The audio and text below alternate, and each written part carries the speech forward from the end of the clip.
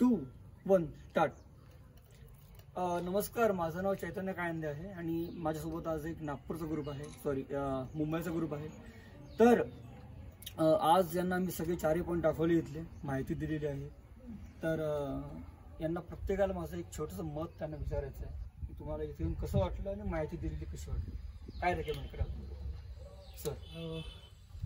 इथे सरांनी आम्हाला बरेच म्हणजे सकाळपासून सर आम्हाला सांगतात काय काय, आणि खूप छान असं म्हणजे पुराणकथा, वैज्ञानिक दृष्टिकोन आणि जे आर्किओलॉजिकल स्टडीज यांची सगळ्यांची सांगड घालून ते व्यवस्थित सगळं आम्हाला म्हणजे सांगतायत. आणि सरांचं ज्ञान खूप आहे आणि खूप छान वाटलं इकडे. थँक्यू. मॅम बोला.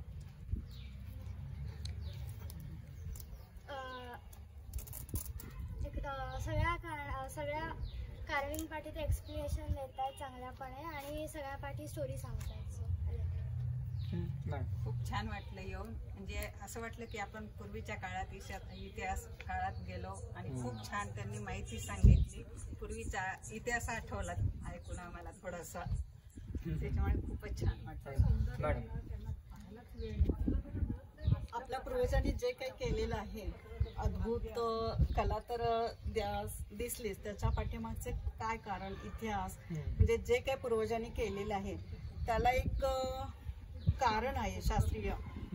ते हे तुमच्यामुळं आज आम्हाला कळलं. काही वेळेला आम्हाला दंतकथा काहीतरी सांगतात, काहीतरी जुनं वगैरे सांगतात, पण हे तुमच्यामुळे छान समजलं. त्याचं कारण विश्लेषण खूप सुंदर पद्धतीनं आपण केलं, त्यामुळे खूप छान वाटलं. Thank you sir.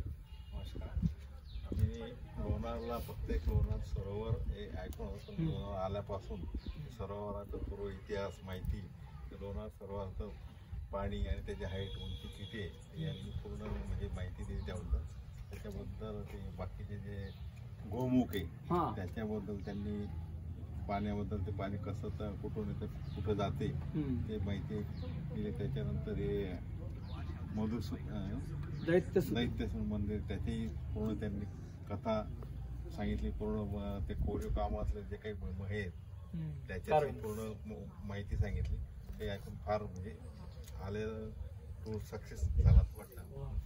माझी एक वेबसाईट आहे, तर